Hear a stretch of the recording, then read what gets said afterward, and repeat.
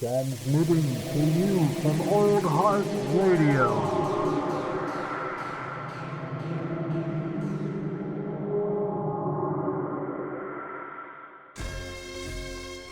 Prepare to have your bones chilled and your hairs raised. It's the WacArnold's Brothers podcast. Welcome home. OMG. This What's is up? the episode people have been wishing for. This is number 10, David. Did you realize this? Yeah, Episode that's 10. pretty monumental. Pretty monumental. All right. Well, that's the whole Well, podcast. the We'll movie's see. not. Yeah. Right. I don't know if I ever told you this. Like a couple years ago, with that other podcast I do off and on, Coffee and Contemplation, Mhm. an April Fool's Day podcast, where it was 3 podcasts, all labeled April Fool's Day, and like none of them specific on what was the content.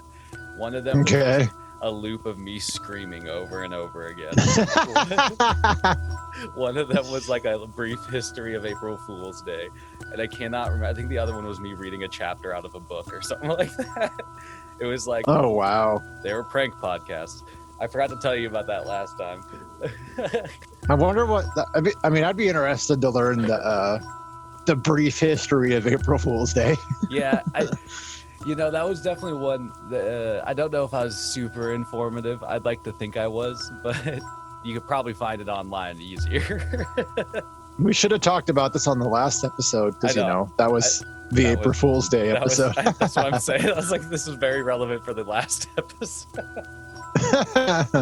Well, either way. That's Old Heart Radio. Either way, seriously though, this is the WacArnold's Brothers episode 10. Yes. We have a delightful A gem. A gem. No pun intended. Yeah, Because there is a gem in this movie. Yeah. we're gonna crack it open and talk Yeah. about it a little bit here. But we landed on Wishmaster 2. Was it Evil Never Which, Dies? Yes. What she says in the movie at one point. It's like this is one of those series of movies where so the first one was pretty good and then the quality kind of drops. Like this one, it still has Andrew Divoff as the like human form of the djinn, but in the third, fourth ones, it's a different guy, and the quality like severely. By the time the fourth one rolls around, like the djinn looks so much different. He's not even scary. It's like almost comical. Yeah. But this one still, This one still has it has some cheesy elements, stuff, man. but it has some really good effects, and there's some there's some good one-liners too. Well, and what Andrew Divoff that's it, right?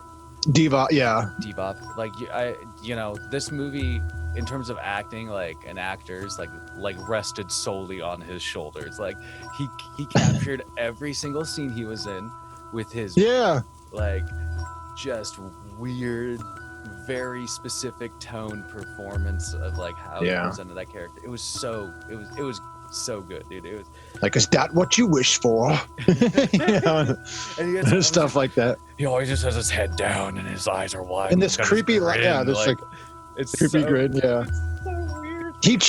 He chews up the scenery, and like he was having fun, Yo, dude, you could tell, like, if especially this being the sequel, like you could tell he just really dug into like that role a little bit more. But okay, so this movie just kind of like jumps right into Right. sort of, a heist happening. A heist, yeah. An art heist. Yeah, they're like cutting paintings out, and Dude, so it's like this is where you get introduced to perhaps the main antagonist, Morgana. yeah. Right? And so I can't remember the name of what was it? Was it Protagonist. Yeah, protagonist, not antagonist. Antagonist is the Wishmaster, man. Morgana, yeah. Morgana, the protagonist. And there's this it's just this wild scene because so you see a couple of things like you said, they're cutting down paintings. They show like the statue that comes into play later, and that's also the first interaction with with the gem, I guess we'll call it, right? Yeah. A stone or a gem, whatever. A stone. It was some sort of glowing thing.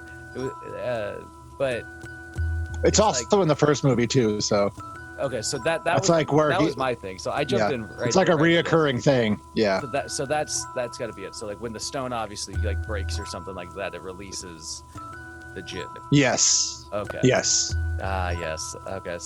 So anyway, so this whole scene like really just jumps, like it starts going crazy, kind of like spiraling out pretty quick. Like all of a sudden, the art thieves are kind of like trapped. They get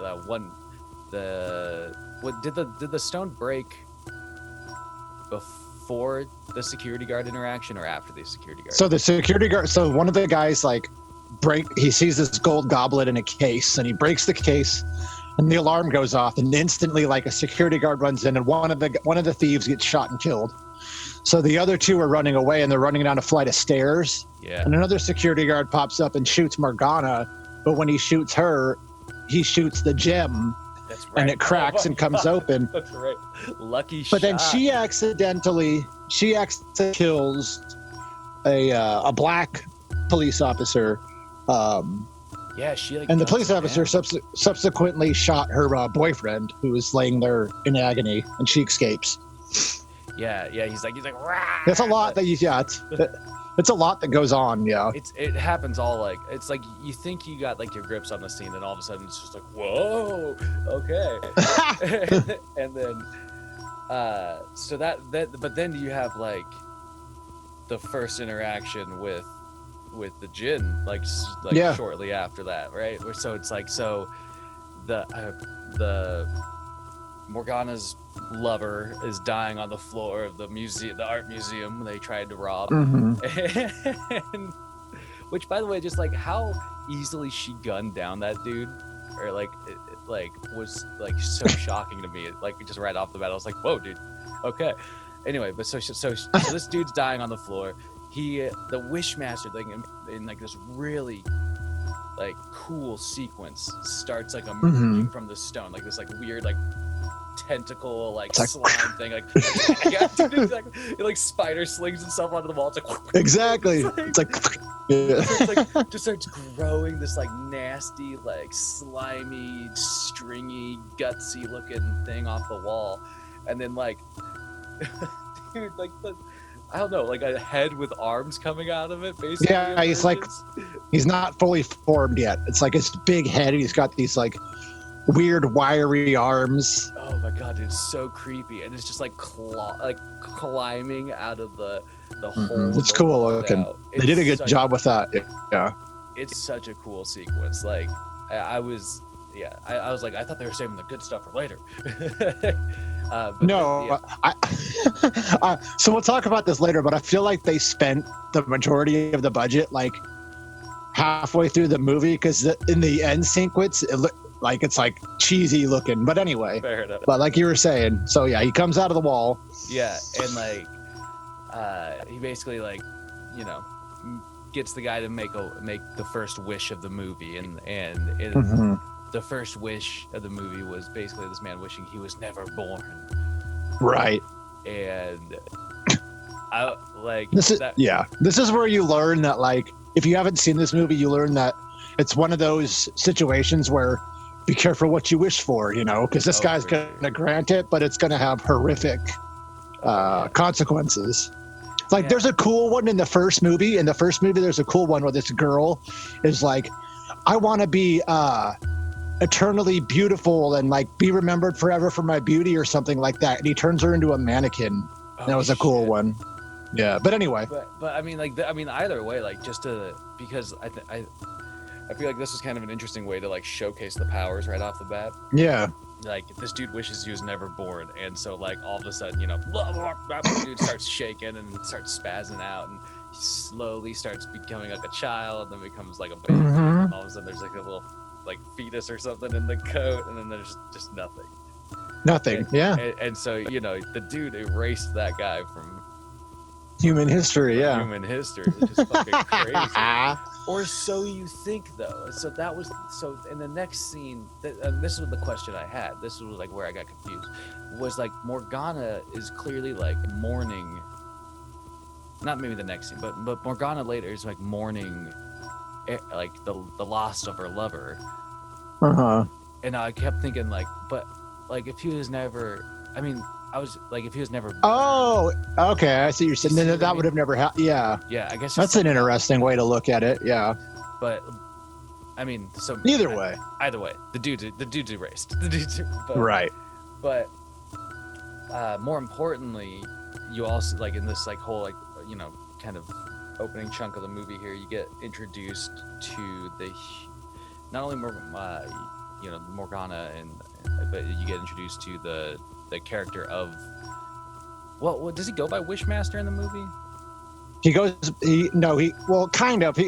by the name of Nathaniel Demarest. Yeah, Nathaniel Demarest. I remember Nathaniel, but because before you like after he makes the guy turn into a baby and disappear, he one police officer comes up and finds him first, and he's still in the Wishmaster form, and the cop's like, freeze, and the guy's like, he's like, did you say freeze? And he like makes him look like a Mr. Freeze victim, where he's just like covered in ice. Yeah. And then there's a really great line where the other cops run up and they're like, how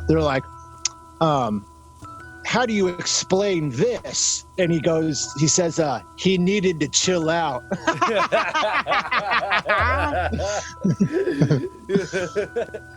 You can always count on a good ice joke. But that's when he's human form now. Like he's in his human form. Yeah. He needed to chill out. God damn, dude. Yeah, that's right. Okay, so oh my god, dude, I completely forgot about that Mr. Ice sequence. Or Mr. Yeah, so and then subsequently, so they take him into custody. Yeah. Which I thought, again, I remember like when I was watching, I was like, okay, how's this gonna play out? And that's when you see like you get back to like Morgana and like the whole, like she's clearly upset and by the events. Although I kept thinking like for being an art thief or something, she has a really nice fucking pad. Like, it's really cool. It's a cool apartment. I was like, wherever they filmed it. Yeah. Yeah. It's like, well, and I was just like, I just kept thinking, I was like, they must not be worried about getting caught too much because like they're pretty set up, Yeah, she's got like paintings and sculptures and shit. Yeah. Yeah. And so anyway, she's freaking out, kicking stuff over, but then she's grief stricken. Yeah. Grief stricken, yes. And then it kind of goes back to like the next, like probably like the next day or the next, and Nathaniel Demarest is he's like basically just being in an interrogation room, getting questioned by the police, and because it seems like he's taking claim for whatever happened, for everything. Yeah. For everything, because I mean, why the fuck not? Well, because it explains later that like she's it explains all this stuff later, but she. People don't know that he's a genie. They think that he's just full of shit or whatever, but she freed him, so he's trying to protect her. So that's like why part of the reason why he taking all the blame. Yeah. And that's right. It does come into play later, and they explain it. It was like, that was sort of, I don't know. Anyway, it makes sense in the end. But yeah, so he's like getting interrogated, and he's kind of like fucking with the detective. And that's when he again kind of sort of makes like the sort of like he alludes to sort of like, well, if you wish for something, if there's something you like, yeah. You can see, you're just like, God, dude, is like, that's how he kills people, right? That's how he gets people, right? He traps them in that. Anyway, so he doesn't get anything. He doesn't seem to like really. They don't get much. It doesn't work this time. Yeah. Except for that, like, he's taking the rap for it. Right. And then it kind of goes back to Morgana, right? And she's like, she sees all like kind of like the news update about this random guy who she clearly knows isn't involved in the burglary. Nathaniel Demarest. Well, not only that, but she also sees like they're reporting about the family of the police officer she killed, and she's like, you know, clearly, like that'd be traumatic, you know? Yeah. Because she like killed him out of self-defense. Essentially, it wasn't like a cold-blooded murder, you know? Yeah, and that's something that also comes into play later on, where it's like, right, you know, and so that's like, that's a good point. That's like kind of like the first time she starts like kind of hearing the aftermath of her actions almost. Yeah, you know?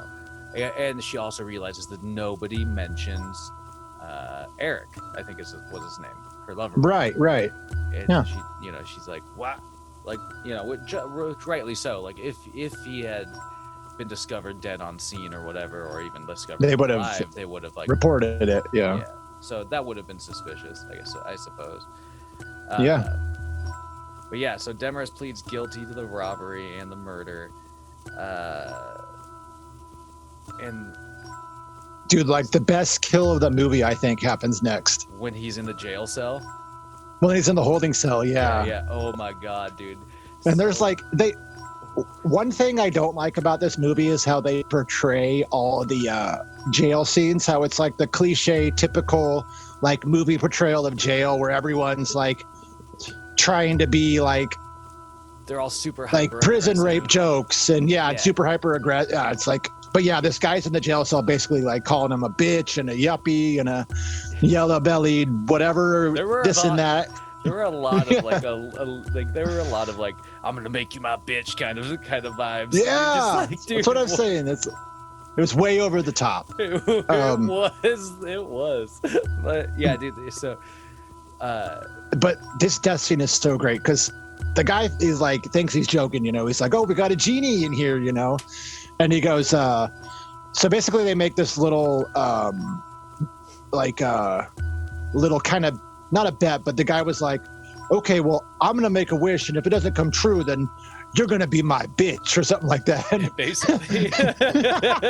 So the guy, the wish he makes is he goes, see those bars right there? I want to walk right through those and walk out of jail. And then every time someone makes a wish, the djinn always says something like, done, or wish granted, or something. And it's so gruesome. This scene is gruesome, dude. It's like he flies up against the bars, and oh man, it's just gnarly. He just starts squeezing through it, and it's like his face gets smashed, and yeah, dude. It's like I mean, that was badass. You know, like the bars ain't given, and that was like it was just jamming this. Oh, dude, it was gnarly. Just jamming the body through there, like watching, like when like the head got jammed in particular, just like squeezing through the bars, like blood, like parts of the body are like exploding and popping in weird ways, like, you know, just to like fit through, and then just like finally, dude, and then like it doesn't stop until the whole thing gets squeezed through. Yeah, and it's just like, and it just like right to the ground, and this like bloody like mess, and you're just like, well. I don't know, man. I guess it was great. It was fucking gnarly. It was great. And again, dude, I was just because like so far I remember like when watching it, I was just sort of like, okay, like things are like off and on, kicking on so far. And this was one of those moments where it's just like all of a sudden they just decided to like hit, like, you know, crank the dial, and they're just like, fuck it, dude, let's jam this dude's body through some bars, man. So while this is happening, we kind of have like a horror trope that we've seen a lot since we've been doing this. But while that's happening, it shows Morgana, and she's like she's in bed and she's having nightmares of the djinn and all this other shit, you know. So like, why does that happen in so many fucking movies? Particularly, it's just like. And so you're right. She's all restless and just like, you know, just sweaty, and, you know, whatever. And that's when you start realizing that there's got to be like some sort of like bigger connection between like her and the Jinn, rather than just like Right. they were in the same room at one point or And close to each other. And then we meet the Oh, co-main character, like her, Gregory. Gregory, who is Gregory, the it's most alluded to. Yeah. He's What the were you gonna say? He's the most lackluster character in this whole Yeah. movie, dude. He's such a So he's stereotypical, his character did its job, I suppose. But Yeah. you're right. He's kind of like a co-main character though, like in terms of like the protagonist. Huh? There you go. There You got it right this time. But he's a priest, and he doesn't really look like someone who would be like, I know that's a weird thing to say, but he doesn't look like someone that would be a priest, No, he has like, for the time, for 99, he seems to have a fairly current haircut. He's got like a fresh goatee going, situation happening. He just doesn't he doesn't fit the bill, especially because I think they see like another priest like briefly at one point in time, and it's definitely who looks like a priest, yeah. looking like an old sad person, just doing their thing, just swinging the candle or whatever. But anyway, they make a mention that they used to date in the past. Like she makes a mention. There's a quick line, The whole scene was so strange though, because it's like she comes to the church. I still wasn't for sure whether she went there to see Gregory or just to go to the church, but she interacts with Gregory, and then she basically reveals sort of like that Eric's out of the picture, and he immediately is like, well, he wasn't right for you, kind of status, right. Now that he's fucking dead, you can finally see your true love. Wow. But it's not me anymore because I'm a priest. Right. I'm a man of, I'm a man of the cloth. The cloth. Is that it? Yeah, or the book? Anyway. Whatever. Yeah, man of the cloth. Yes. Okay. So anyway, but yeah, there's definitely some tension there, we'll say. Yeah, of course. Yeah. it was just. I just remember watching it being like, this is such a weird Like, why would you say that to somebody right now? Like, at least give it some time. She just told you the dude's dead. Anyway, but then you go to like the first kind of prison scene, I think. Yeah. Right? Which is probably yes. some of my favorite shit in this whole damn movie were the prison scenes. But at first you like going into this, you're, at least I was thinking like, okay, now I guess the Jinn's gonna have to figure out some way of like getting out of prison to get to Morgana, but I don't think he was in the wrong place. No, he was in the right place. Because here we get it. Like we get quickly introduced to a couple people that'll come into they're like side characters that'll come into the movie later. There's this big guy named. It doesn't really say. I had to look his name up because I don't think it says it in the movie. But his name is Butts, and he's the guy with the two like Asian henchmen. Yeah. Okay. Oh. And then we also get introduced to a small character, but who has something hilarious happen later on. He's dead now, so rest in peace. But Tiny Lister, he's most famous for playing Debo in Friday, but. He was in a movie. He played Zeus in a No Holds Barred, a movie with Hulk Hogan. Anyway, He's hilarious. He plays a correction officer. Yeah, dude, he does. Like, it was cool seeing him pop up in this because, like, I like him a lot. Yeah, he's one of those. He's so. I put him in like a very similar category as like Danny Trejo, where it's like, okay, he's so fucking recognizable every time you see him like on screen. You know what I mean? You immediately recognize him. He's this and big guy with the like half of a lazy eye. Like he's noticeable. Well, yeah, for sure. But it's also his like voice, dude. Like for me, it's his like he has like he had a very distinct voice. And anyway, it was really cool to see him like pop up in a role with this. But you also let's see.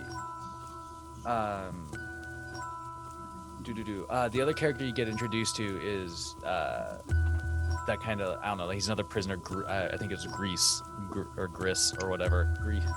There's the guy that got basically the guy that is having like he's like convinced he's in jail for the wrong reason.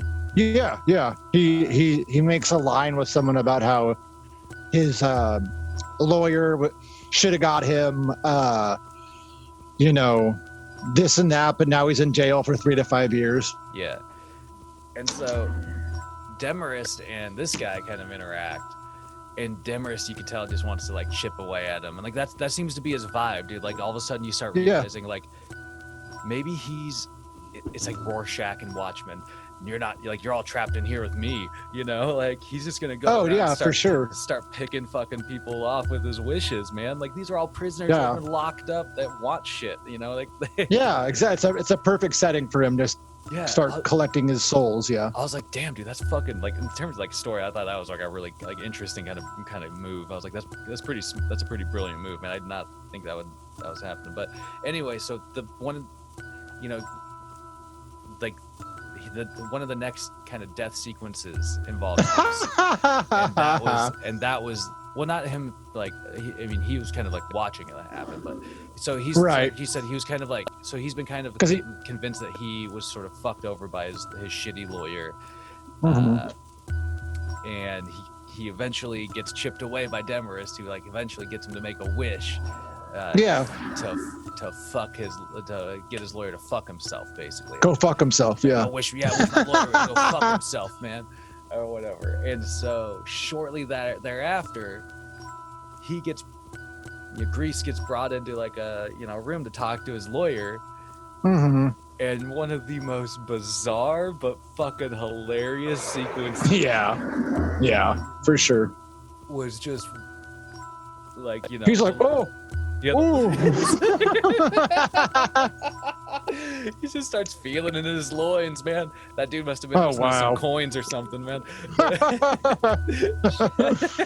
But yeah, he's like the lawyer starts talking about some shit. Like, but what got me was like Grease walks in and the lawyer immediately is like, listen, I found a mistake in your arrest record. Like, we might be able to get this reversed. Oh, and then he starts making those you're gonna walk free. Oh yeah. Poor guy. And then he starts making those noises, and then all of a sudden his like back legs start like lifting up and whatever, and he starts like twisting around. He's like, what the fuck is that? And basically from what you can tell is like it's like his butthole, his back legs twisted up, maybe like somehow pivoted to basically. Anyway, the dude starts fucking himself. He fucks himself. This is what I'm trying to. I was trying to figure out the anatomy there. So real. Don't put too much thought into it. But it was so funny though, because there's a good couple of seconds of just like that dude getting like kind of rammed against the desk by something. It's slightly disturbing. It's like, why did they go with that? It kind of is, but I honestly almost want to applaud them for trying to like pull off that. Do something different.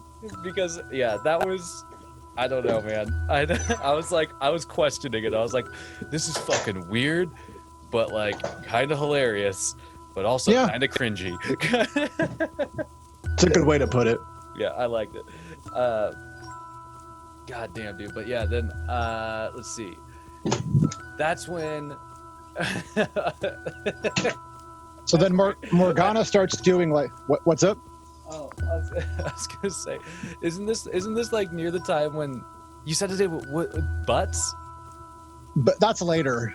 Oh, okay, never mind. But that's God, because save that. Next it shows like and this is 1999 internet, so it's not what it looks like today. But it shows Morgana, and she's looking up like Persian mythology, and all this stuff. This reminded me of Leprechaun 3 when he had like the like disc full of like leprechaun mythology. Like dude, the 99 internet was a wondrous place, man. You could find the knowledge you needed apparently. So she's like doing research, and Gregory comes up through her elevator, and this is where she basically spills the beans to him and tells him, everything that went wrong with the robbery, how her ex is presumably dead, how she shot and killed a guy. And of course, him being a priest, he's instantly like, you need to confess. Like, exactly, dude. He's like, you got some shit on your soul. Yeah. But she isn't worried about that. She's worried about, she wants to find out who this Nathaniel Demarest guy is, you know? Yeah. Well, and that's in this sequence. That's when she learns, or well, like right before that, when when she was looking up mythology. That's when she learns of the, like, what was it, Ahura Mazda, like the Ahura Mazda, the statue, the statue that the gem came out of when they were robbing the which that statue's in the first movie too, and anyway, since you're familiar with the first movie, so just to like catch up on it, so like that statue was like where the Jinn's like gem that he's trapped in is like basically held to like try and like basically like that's his like prison. Yes. Okay. Yes. Okay. And so like in the first movie, there was something else that also just like happened where it like it popped out, and like similar things kind of like. So the first one's actually cool because what happens in the first one is it shows this scene where there's like they're like down at the docks, and there's like a construction crew or whatever that's loading all this stuff going to a museum, and the guy that's operating like the crane lift is drunk, and he accidentally like has a mistake and drops this box that has the statue in it, and the statue breaks, and the gem comes out, and then all the stuff ensues in the movie with the Wishmaster and all that. And at the end, the main female in that one, her last wish is she goes, I wish the guy that was operating the crane that day wouldn't have been drunk. So then none of the events happen, essentially. So, and at the end of the movie, the statue is, this guy's like getting the statue for his own private collection. And that's how the first movie ends. That's actually pretty. That's cool. That's cool, and that's a cool. I recommend watching the first one. The first one's actually pretty cool. It has some creative shit in it. Yeah, I do actually want to watch it. But I think that's a really cool way of just connecting. Well, at least the way they wrote the sequel, then kind of connecting that to the first movie. Yeah, that's cool. Okay, so anyway, so she learns now that like this is basically like kind of like a, supposedly historic something's going on here. Something's going on here, and it's bigger than just like breaking into the art museum, and so she continues to have like her sort of late night terrors. There's like that one sequence where like classic fashion, the arm. Yeah. They're like smacks her on the face, kind of. They're like, "Rah, got you." Like, those. I feel like, as like, because this movie's 1999. I feel like you're right. Like when saying like we've been seeing that like that kind of sequence a lot in some of these movies. It definitely like kind of like phases out though. At some that was kind of a hard, like the 90s was a hard time for horror. Like aside from Scream in 96, like revitalizing everything, like 90s was a hard time for horror. And you could tell here that like it kind of went into some movies were in like a hard dark period again. And then in the early 2000s, horror picked up again with like Saw and shit like that. But yeah. That's interesting. But so the next scene, which we don't really need to talk about, is she goes to visit Nathaniel in jail, and he doesn't necessarily explain everything, but he kind of essentially tells her, you're the one that set me free, yada yada yada, this and that and the next thing. And so she's like, what does that mean? And then this is where the scene with Dutz happens. Oh. And it's hilarious because it's another scene where he comes up and he's like, this is my yard, and anybody that sells anything here has to pay me my vig. I need my rent, I need my rent. I kept saying rent. Oh. Yeah, and so. And then he's like, I want your drugs. And Wishmaster's like, what kind? And the guy goes on this great little line. He's like, I just want to get wasted, fucked up, tore up from the floor up. I want to get stomped right into the ground, twisted. I was like, oh, wow. Tore up from the floor up. Like, these were all sayings at the time, you know, like people would say, like, Totally. you want to get stoned, bud? Like, yeah, let's get tore up from the floor up, you It was know. just great getting hit with them like one after another there for a second. But And then, yeah. I guess, and these guys I think are referred to as the Tiger Brothers. The Tiger Brothers, yeah. They literally just beat him to death. To beat him to death. Like, I love that when you first get introduced to these characters, it's like the Tiger Brothers or whatever are like in the background, just not saying, they don't say anything. They're just like practicing martial arts on each other. And then the next time you see them is basically, I mean, the next major time you see them is basically them like just using their kung fu skills to just kick the shit out of this team. Yeah. Like out of nowhere. I just love it, dude. It was like watching like a Double Dragons fight or something. Like it was just like both of them simultaneously kicking the dude in the fucking face, you know, taking like turns, roundhousing him and shit. Like it was just... And then a hilarious happens where Tiny Lister's character comes back. And he walks up, and one of them, like, I forget what he says. I wish I would have wrote it down, but one of the guys hits him, and he's like, "That's all you got." And then he starts hitting the guy really fast. He's like, "Oh, this is how you hit," or something like that. Yeah, it's just super funny. Exactly. His prison guard character was so funny because it was just like every now and then you could tell he just like he was the guard that like definitely fucked with him. And not that I'm saying that's good necessarily, but I was like, it was just sort of funny. Just like you had like that moment where you kind of see glimpses of it. But okay, so also during this whole thing, like this whole prison time that Demarest is spending in, he also befriends Osip, yeah, the Russian guy. What's his name? Osip. And so Osip Krachnov, yeah, and this guy's kind of like pushing him to continue to get wishes from some people, as well as like he's like trying to get like more wishes for himself and stuff, and he's basically just trying to ride the coattails of whatever the fuck Nathaniel Demarest is doing, and that eventually leads to them kind of teaming up. Well, not really. Later, yeah. But, hanging out, we'll say. Dude, but yeah, that sequence though, man, I like rewound it and had to watch it again because it was just like, it was just too funny to watch those dudes, the Tiger Brothers, kick the shit out of butts. But yeah. So then Morgana seems like at this point in the movie, she's just like continuing to do research and stuff like that. Yeah.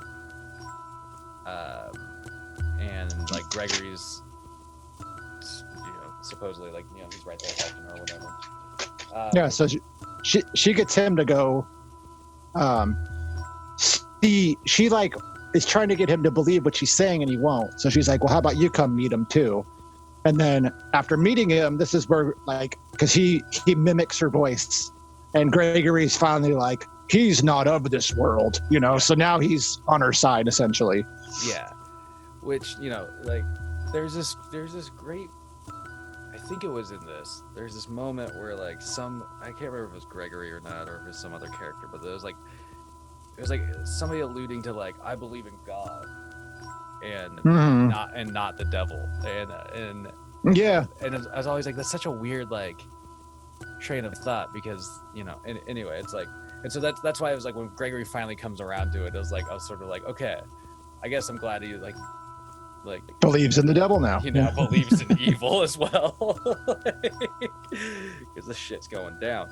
And then there's this funny, like, what were you gonna say? Oh no, go for it. There's like this funny montage that happens here in a second because they're talking, and he like kind of explains how the djinn can be put back into his gem if you hold the gem and say this phrase, but the person has to be pure of heart. So she like starts taking her piercings out. She cuts her hair. She starts dressing like more, less provocative. She returns the stolen paintings. But the part that was shocking to me is she cuts her fucking pinky off. Dude, I was cracking up through this whole thing because one, I was just like, it was just like, classic like 90s logic where it's like piercings are a sin and all this shit. And it's Yeah. watching her like take all this stuff out was just super funny. But then when it got to the pinky thing, and like it didn't do it all in one. Like it kind of like showed her kind of like bracing up for it and stuff. And I was just like, why the fuck is she cutting off her pinky? I couldn't figure it out. I was like, what? I didn't know. Yeah. Where did that train of logic come from in this movie? You know what I mean? I don't understand that either. That's why I was like, the fuck? I was just like, what like the rest of the stuff, Sure, yeah. I was like, I get the rest of the stuff, from like that, like, that standpoint. But it was just like cutting off your pinky. Yeah, it's a little extreme. I was just so blown away by it. But either way, it was like a fucking. I don't think it really had like anything to play in the movie except for the fact that she was maybe like sacrificing something to become okay I guess, which still though offering a part of her, maybe that could be it. Don't get it, but anyway, so she's on like she's trying to purify herself, her soul, particularly because, and this is I think one the other times it gets brought up that like she is feeling the weight and the guilt of like killing that man earlier in the movie. Yeah, of course. As one would. Yeah. That continues to be a big issue in terms of her soul's purity. But also, just like you also find out during I forgot to point this out earlier, that basically Nathaniel Demarest, like his goal is to extract 1,001 wishes. Or soul, yeah. Or souls. He's got to get these souls, yeah. And then he can, complete. Well, and then, he has to get the souls, and then the person that set him free has to make 3 wishes, and once that happens, then his race can overtake the world. Which would be fucking wild. Yeah. The jinns everywhere. So then, the next great sequence is about to happen, though. This is the part where eventually Osip and Demarest break out of jail, but the way they do it is super cool. You know what I'm talking about? With the tiny lister. So, basically... You want to talk about it? Isn't it like the one, it's where... I mean, I can't remember the details. Because so Tiny confronts... Go. Well, I'll start it and you finish it. But so Tiny comes to confront Demarest about like how since he's been there, all these things have happening. There's more drugs. There's been deaths. Yada yada yada. This, that, and the next thing. And he accidentally he's one of the people in the movie that accidentally wishes for something just by what he says. Because he's like, you know what? He's like, what does he say? Oh, he goes, I wish that I could just slow dance with you for 1 minute. Compton style. Oh, that's right. Oh my god. And that does not turn out well. No, it doesn't. And that basically results in, and this was like, I was so like, I was kind of trying to pick up the pieces here, but Tiny, or his security guard, his character, comes back out. Yeah. And you're like, okay, where's Demarest? But then you realize that is Demarest, and yeah, I couldn't like. Did he just basically like? Is he like projecting himself as that, or is he like?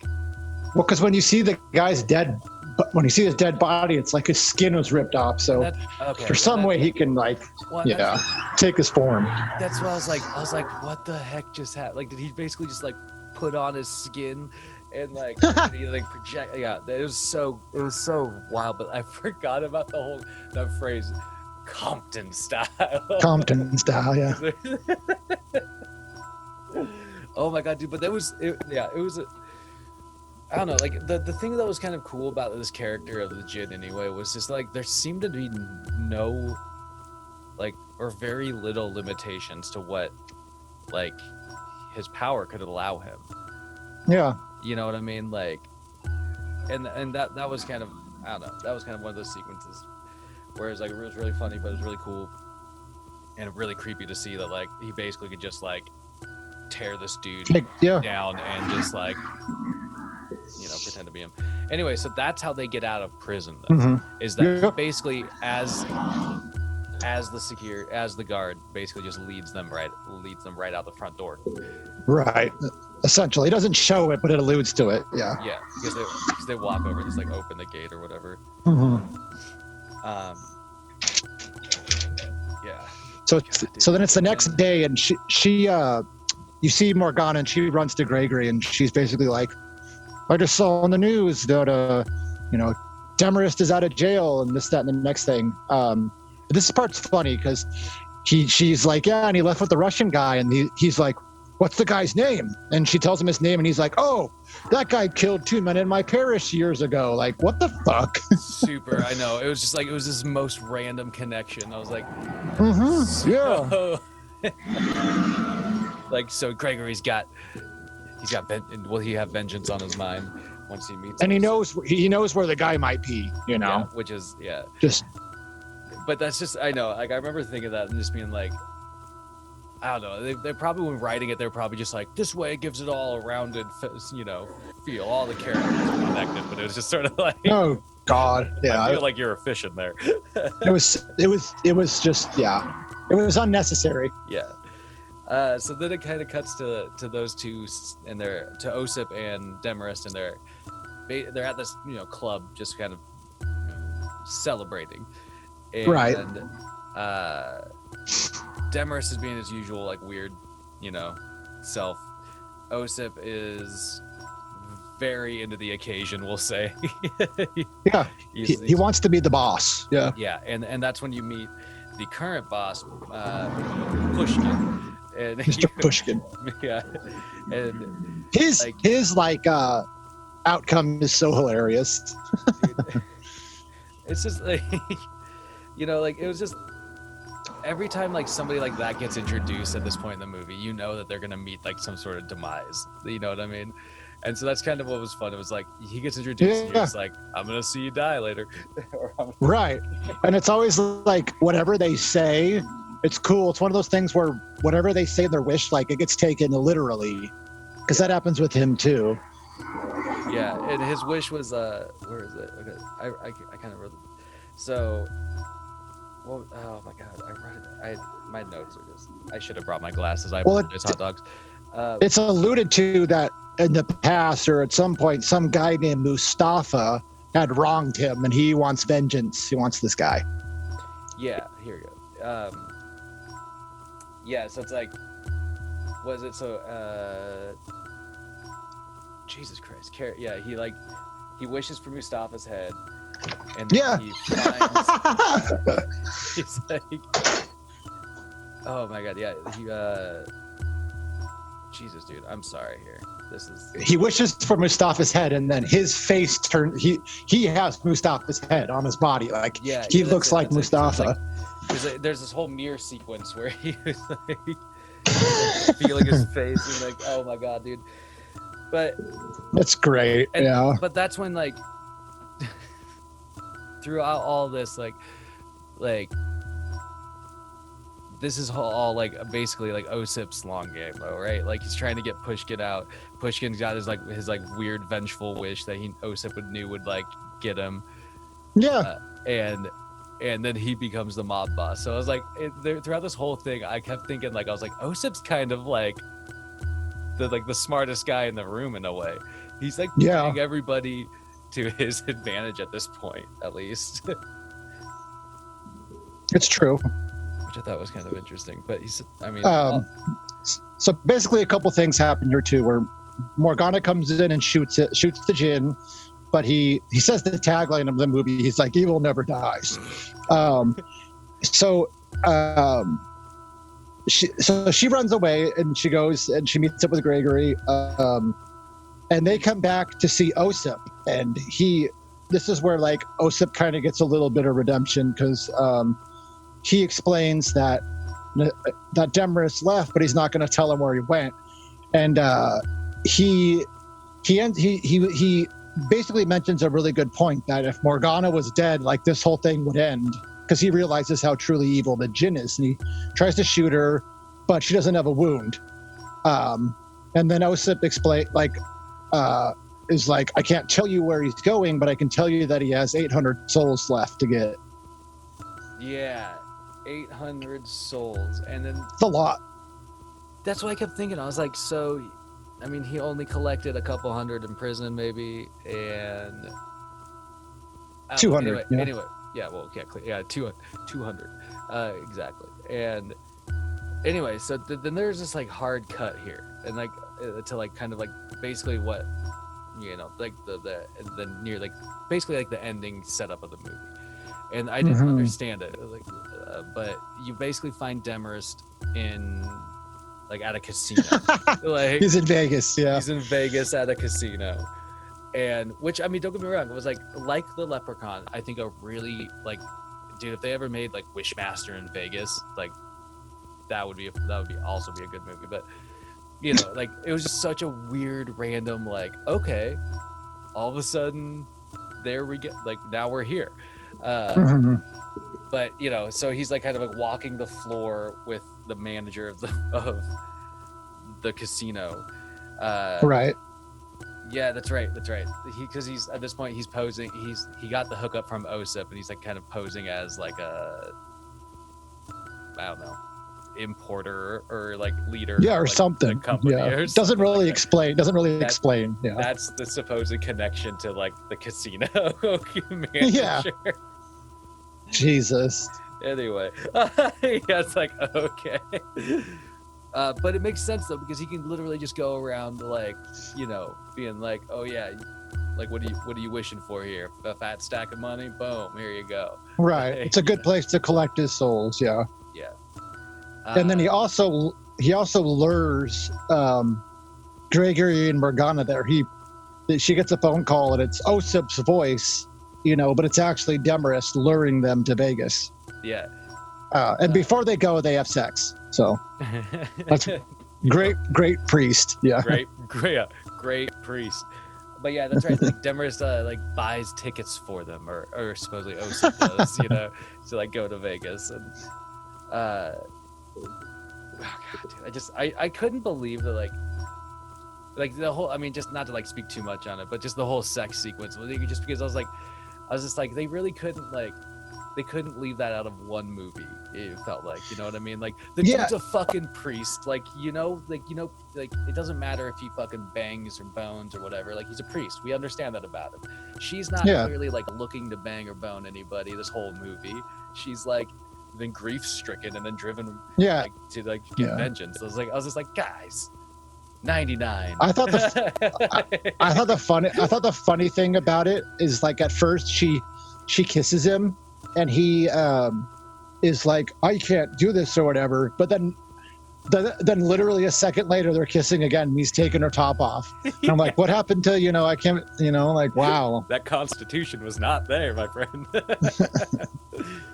And then the rest of the movie from here on out is bonkers.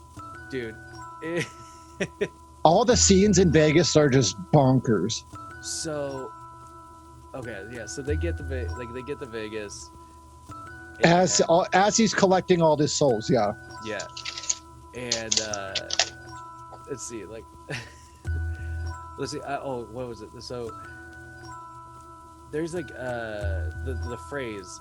What was it? What was it? The phrase that imprisoned the Jinn? I think it was like. It was a saying, but I don't remember what it was. It was like a Persian saying or something. It wasn't English words. There we go. It was like, it didn't sound like, it was like Nib Sugaroth Pahim or whatever. There you go. Pahim. Yeah. And they learned that that's like the phrase basically that they, you know, to trap him again. But like there's this great shot of Duvall that is sitting like at the casino, like at a desk in the casino sequence, like stuff really went down, and he's just like, I don't know, he's just like, it was like the most like, you know, moment. His head's doing his thing, his head's all tilted down, his eyes are all weird, he's just like, you know, like, I don't know, it was just like I just, I couldn't get past like any scene he was in just because like he just I don't know, he just brought such fucking fun to that role, it seemed like. But they I like Yeah. so sitting in his office, he kind of like that's when he's really starting to like put his plan into motion. He's collecting all the. This is what I'm talking about, where like they must have spent all their budget earlier, because the part where he's collecting his souls and it shows like the people, and it shows this effect where their souls are like coming out of their body. It just looks so cheesy. Yeah, it's just like I don't know, some lights and whoa, yeah. and you're right, dude. It's like by now, I think they knew what they knew that they were probably running out. They probably like had spent considerable money on like the other practical effects in this movie. Right. At this point. But yeah, they arrive and they meet up with him, and Gregory makes a mistake. He's trying to get her to make wishes, but she won't. She makes a couple wishes, but he can't grant them because she like wishes for him to be dead and to go back into the stone. And he explains like that's not how this works. So the first thing that happens here is Gregory grabs the gem and is like, he says, "I wish you into hell," and the Wishmaster's like, "Granted." And they all go. Now they're in hell.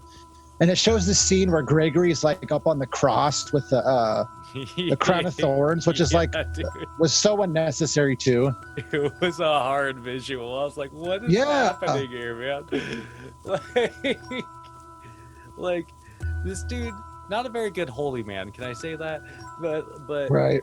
Yeah, I was like to throw him like on this weird like hellscape sequence where he's on like a cross and a little loincloth, and he's got his little it was a very Jesus-y moment, and I don't know if it was good. It wasn't tasteful. It wasn't tasteful for the overall movie, because it also was just sort of like I don't know. It just like it was such a bland way of torturing him, if you ask. It was. You know what I mean? It was almost like expected. Yeah. Yeah. So Morgana makes her first wish here, and she wishes for him to be released, which he does, but he dies. And then which I remember thinking like, honestly, oh well. So now the Jinn kind of like he's getting fed up with her. She won't make wishes. So in an attempt to like maybe make her feel guilty or make her feel bad for everything that's happening, he transports them back to Vegas. And then this is where this whole chaos ensues in the casino. Like, dude, it's so funny.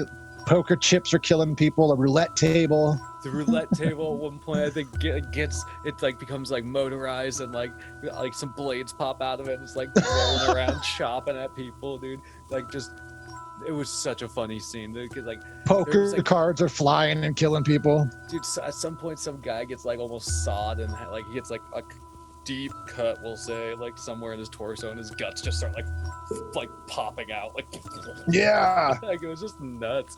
And then an old woman shits out a bunch of coins. It was like, what the fuck? But that part was insane. That it was like so good though. And then there's frogs. Oh, this was a funny one to me. So there's frogs and locusts appear, and like a swarm of locusts. A swarm of locusts kills the casino owner, but when it shows his dead body on the ground, there's like cockroaches crawling on him. He's like, yeah, but he gets that would be a shitty way to die. Yeah, because the locusts, like when they were swarming, they looked so fake, dude. Like it was really bad, like really bad CGI. CGI, yeah. But yeah, the cockroach. I was like, what the fuck? So this is one of my like top 5 favorite scenes in this movie. Sequences, yeah. I like the roulette table. Yeah, it just grows like. It looks like remember the show Wacky Races? Oh, dude! Like how Wacky Races in so long. A person's car tire would have like blades that would pop out. Like that's what it looked like to me. Exactly. So then the movie's about to come to an end here. So Morgana. So it wasn't like as tricky, but you remember in Aladdin how near the end the genie tricks Jafar into making the last wish where he wishes to be a genie so they can trap him. Yeah. Like it's not to that extent, but she like asks the djinn, she's like, well, what's the prophecy? And he tells her, he who awakens the djinn shall make 3 wishes and yada, yada, yada. And while he's doing that, he's not paying attention to the gem in his hand, and she grabs the gem and says the quote, which you said earlier. Nib Sigaroth Bahim. Yeah. Yeah. And I think she says it 5 times. And the I forgot something. She makes the wish to like make herself pure finally. Oh yeah, I forgot about that. And it was that was like the whole redemption arc for her character, I think, whereas like she made the wish that like she never killed that guy or whatever. Yeah. And so you see this really quick shot of him like inexplicably like coming home into his family and his family being like, oh my god, like he's alive. Yeah. I mean, I'm sure they're grateful. Definitely not going to have a weird, nice, like it'll be a weird day for them after that. But that kind of, like, that gives her like the purity of soul. That's right. To then like force him basically back into the gem. Yeah. But before that, he gets sucked in. Yeah. Like he starts like basically the soul start coming back out of him in that fashion. It's just like some light and noise flying back into people. Yeah. It shows Pushkin, and he has his regular face again, and he's like, oh. I mean, like it was, like, I mean, like I don't know, like I think the way you described the first kind of twist way of defeating him was like a little more clever than this. Yeah, one. For sure. And the first, yeah, it was like, I don't know why they like. It was a different director. I think all of them do, but it was essentially almost like the same, different way of getting there, but the same thing. It was like, well,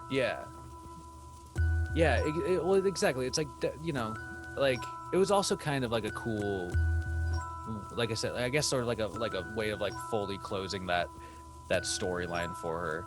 Yeah. While getting rid of the Wishmaster, but. I don't know. It was just like, it was the first one. I have to watch that first one because this. You do. It sounds like it gives really great context for the ridiculousness of this movie. You know what I mean? I really enjoy the first one. Yeah. But really quick, we can't forget the very last sequence of the movie. Is the djinn like in his in the gem in this little realm, and he just kind of like confinement. Yeah. Yeah. And then like he kind of turns and like looks. Like, he's pretty sure he's looking at the camera. He's I just kind of got last shot of him, and so you just know that this is gonna go on.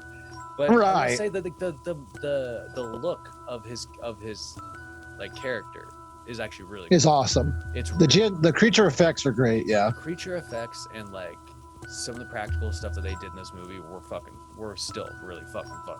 And, like, of course. Really gross. Yeah. Like some of them were just, it's like the dude fucking himself was really like cringy but weird, and like the dude getting pushed through the bars was really fucking. That was epic. Yeah. Like that'd be such a fucking shitty way to die. Like, dude. Ugh. Yeah. Well, because like, especially like those first moments where you just like. That'd be so. Oh man. And then the casino scene, which was just like a ridiculous kind of like over the top fun, sort of like. All these crazy deaths are happening sort of sequence. Right.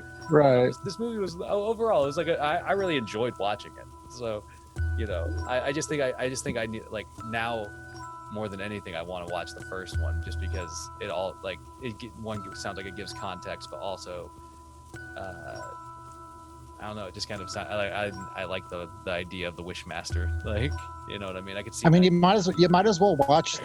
Like the third one is a little worse, but it's still fun to watch, and there's some cool parts. The fourth one, I mean, you could not watch that movie and you could be fine for the rest of your life, but you might as well watch it just so you could feel like I watched all 4. Because I did that like a year ago, where I watched all of them. Like every night I would get home and I'd watch one of them because I was like, I want to see, Yeah. Because I'd seen the first one and the second one multiple times, but I'd never seen the third and fourth one. So I was like, I might as well. Hell yeah. Well, and that's why I think, honestly, I think I'm going to probably do that tonight. Is probably watch the first one just because I got this one on my mind. And so it'd be kind of fun to like watch that while I have the sequel on my mind. So then I can just maybe jump to the third. Because like, it's to me, it's like, you know, it's like the Leprechaun movies or some of these other ones where it's like, they started just building out this franchise. I mean, Leprechaun definitively takes like a hard comedic turn. You know what I mean?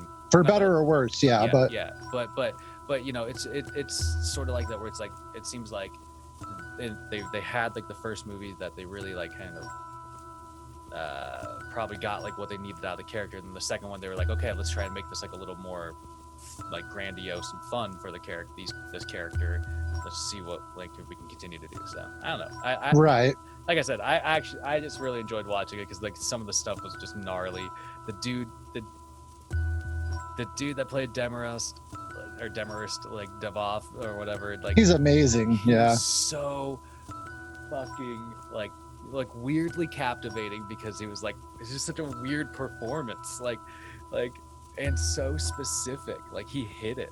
Was that just as reference, was that kind of like, was he like that in the first or was he better? Yeah, he's great. Okay. And that's kind of a reason too why the third one and fourth ones aren't that great, because the third one and fourth one have a different guy play him for those two, but he's nowhere near as good. Like he's just not like it's one of those things where he could have done a great job, but it still wouldn't have been able to live up to, you know, what Divoff did in that role, because he's just so great in that role. Like yeah, I mean basically you're just trying to like replicate what you can in that role, and you're never going to capture it. And, you know, exactly.